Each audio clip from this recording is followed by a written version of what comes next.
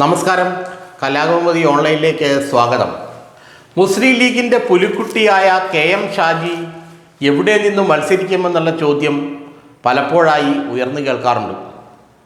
ഷാജിക്ക് പഴയ അഴീക്കോട് സീറ്റ് തന്നെ നൽകണോ, അതോ കണ്ണൂർ ജില്ലയിലും കോഴിക്കോട് ജില്ലയിലുമുള്ള ലീഗിൻ്റെ സീറ്റുകൾ CPM-ഉമായി നേരിട്ട് ഏറ്റുമുട്ടുന്ന ലീഗിൻ്റെ സീറ്റുകളിൽ ഏതെങ്കിലും നൽകണോ, അതോ സുരക്ഷിതമായ ഒരു ലീഗ് സീറ്റ് നൽകണോ?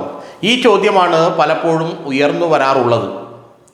KM ഷാജിക്ക് CPM-നോടുള്ള രാഷ്ട്രീയ വിരോധം പ്രസിദ്ധമാണല്ലോ.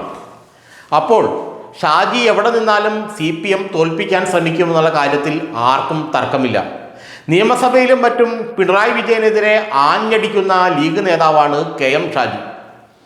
PK കുഞ്ഞാലിക്കുട്ടിയെ പോലുള്ളവരെ നിശബ്ദരാക്കി ഇരുത്തിക്കൊണ്ട് പലപ്പോഴും പിണറായിക്ക് നേരെ നേരിട്ട് കൊമ്പ് കോർക്കുന്ന ലീഗ് നേതാവാണ് ഷാജി. PK കുഞ്ഞാലിക്കുട്ടിയും പിണറായി വിജയനും തമ്മിലുള്ള വ്യക്തിബന്ധം നന്നായി അറിയാവുന്ന ഷാജി കൃത്യമായ തോതിൽ രാഷ്ട്രീയ നിലപാടുകളെടുത്ത് സഭയിൽ പിണറായിയെ ആക്രമിക്കുമ്പോൾ PK കുഞ്ഞാലിക്കുട്ടി നിശബ്ദനായിരിക്കുന്നത് പലതവണ മാധ്യമപ്രവർത്തകരടക്കം കണ്ടിട്ടുണ്ട്.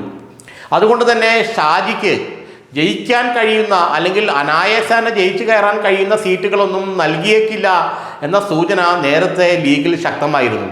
എന്നാൽ ഇത്തവണ ചിത്രം മാറുകയാണ്. പരമാവധി സീറ്റുകൾ മുസ്ലിം ലീഗിന് വേണം. പ്രത്യേകിച്ച് KM ഷാജിയെ പോലുള്ളവർ നിയമസഭയിൽ അടുത്ത തവണ ഉണ്ടായിരിക്കേണ്ടത് ലീഗിൻ്റെയും UDF-ൻ്റെയും ആവശ്യമാണ്. അതുകൊണ്ട് തോൽക്കുന്ന സീറ്റുകൾ അല്ലെങ്കിൽ കടുത്ത മത്സരമുള്ള സീറ്റുകളൊന്നും ഇത്തവണ KM ഷാജിക്ക് നൽകുകയില്ല എന്നാണ് മനസ്സിലാകുന്നത്. ലീഗിൻ്റെ ഉറച്ച സീറ്റായ കോഴിക്കോട് ജില്ലയിലെ കൊടുവള്ളി സീറ്റ് തന്നെ ഇത്തവണ KM ഷാജിക്ക് നൽകിയേക്കാമെന്നുള്ള സൂചനയാണ് ലീഗ് വൃത്തങ്ങൾ നൽകുന്നത്.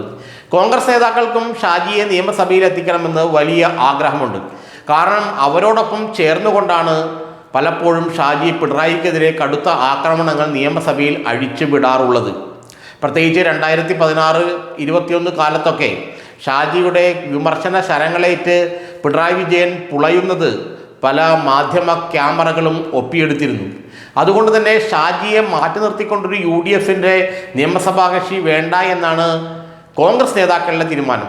എന്നാൽ ലീഗിന് അല്ലെങ്കിൽ ലീഗിൻ്റെ ഉന്നത നേതാക്കൾക്ക് ഇപ്പോഴും ഷാജിയോട് അത്ര ബന്ധമില്ല. കാരണം ഷാജിയുടെ ഈ കടന്നാക്രമണ ശൈലി തന്നെ, പിണറായി വിജയനെ കടന്നാക്രമിക്കുന്ന ശൈലിയോട് ലീഗിന് പണ്ടും യോജിപ്പിച്ചില്ല, പ്രത്യേകിച്ച് PK കുഞ്ഞാലിക്കുട്ടിക്ക്. എന്നാൽ കുഞ്ഞാലിക്കുട്ടിയെയും വെല്ലുവിളിച്ച് ഷാജി നിരന്തരമായി പിണറായിക്കെതിരെ ആഞ്ഞടിക്കുമ്പോൾ അത് അക്ഷരാർത്ഥത്തിൽ UDF-ന് ഒരു അസറ്റായി മാറുകയായിരുന്നു.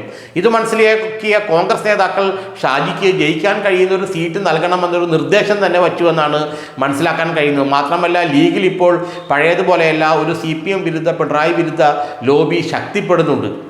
ഒരു CPM വിരുദ്ധ നിലപാടിലേക്ക്, പൂർണ്ണമായും CPM വിരുദ്ധ നിലപാടിലേക്ക് ലീഗ് രാഷ്ട്രീയം മാറുന്നതിൻ്റെ സൂചനയും ലഭിക്കുന്നുണ്ട്.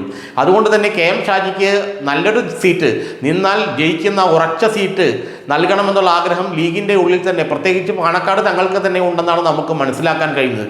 അങ്ങനെ വരുമ്പോൾ ഷാജി മിക്കവാറും കോഴിക്കോട്ടെ കൊടുവള്ളിയിൽ ലീഗിൻ്റെ ഉറച്ച മണ്ഡലമായ കൊടുവള്ളിയിൽ നിന്ന് തന്നെ മത്സരിക്കുമെന്നാണ് പറയുന്നത്. കാരണം ലീഗിനും അതുപോലെ തന്നെ കാന്തപുരം AP അബൂബക്കർ മുസ്ലിയാർക്കും ഒക്കെ സ്വാധീനമുള്ള മണ്ഡലമാണ് കൊടുവള്ളി. കാന്തപുരത്തിനും ഏതായാലും KM ഷാജിയോട് അത്ര വലിയ എതിർപ്പൊന്നുമില്ല എന്നാണ് മനസ്സിലാക്കാൻ കഴിയുന്നത്. ഏതായാലും KM ഷാജിയെ കൊടുവള്ളിയിൽ നിർത്തിയാൽ ആ സീറ്റ് ലീഗിന് പിടിച്ചെടുക്കാൻ കഴിയുമെന്നും അങ്ങനെ ഷാജി സാഹിബ് നിയമസഭയിലെത്തുമെന്നും കോൺഗ്രസ് നേതാക്കളും കരുതുന്നു. അതുകൊണ്ട് ഷാജിക്ക് ഇത്തവണ ഉറച്ച സീറ്റ് തന്നെയായിരിക്കും UDF നൽകുക.